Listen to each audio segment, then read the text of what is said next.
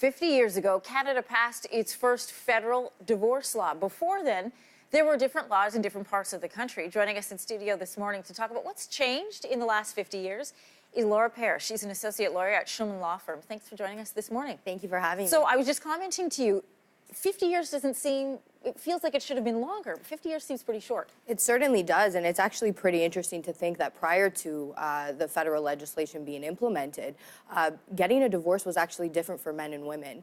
Men could simply provide evidence to show that a woman had committed adultery, and in doing so, he was granted a divorce. A woman had to show adultery coupled with cruelty or adultery coupled with desertion in order to get the divorce. So the threshold was actually different between men and women. With the implementation of the Divorce Act in 1968, it actually leveled the playing field. So both men and women had equal grounds in terms of obtaining the divorce. Society has changed a lot as this law came into place. What were some of the reasons people chose to get divorced back in 1968 compared to now?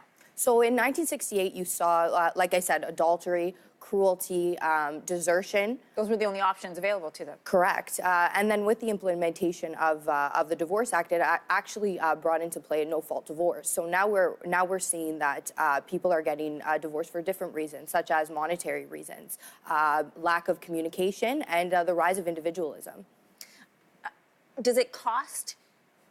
So did the costs keep up in changing with the law? So it used to be quite a process to get divorced, right? You had to come up with evidence. There was a lot of fees involved with that. People seem to be able to get divorced faster and sometimes for less money. Definitely. So when the divorce law was first implemented, you actually had to when you were applying for a divorce, you had to attend at a trial.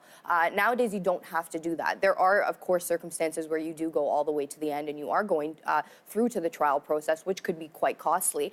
But if there's two people that are separating on amicable terms, you could apply for an uncontested divorce, and it is much simpler of a process.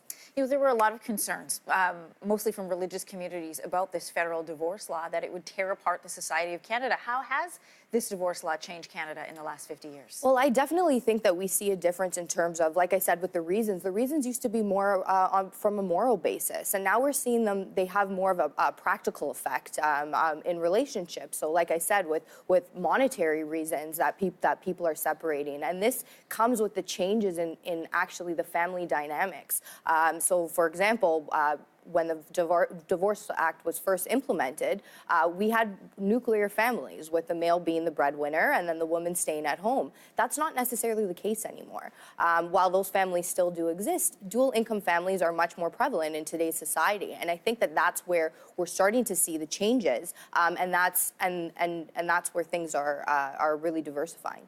The demographics of who files for divorce have also changed. You know, there's two trends happening. One with what people refer to starter marriages as 3 years or less. So second marriage is more common, but also people waiting longer to get divorced, waiting till their kids are in college. You know, sometimes they're in their 60s when they're filing for divorce. Definitely. So like you said, with the starter marriages compared to the people who are getting divorced later in life, it's usually within that 1 to 3 year period that people, if they make the decision to get separated at that point, usually they don't have children at that point. If that's the stage that they are getting separated. Once you do have children in the mix, people do tend to stay in the relationships longer, and you are seeing this trend of people being divorced later in life. Where do you think that we will be going in the next 50 years? What do you see? So we actually have seen a decrease in the divorce rate in recent years, which in my experience seems to be as a result of people getting married later in life. People being more aware of what they're looking for in a relationship when they are making that decision. They're established in their career and they know what they need in a partner. While I'm not sure if the divorce rate is going to go any lower than it is, what I do think that we're going to find is people are more prepared.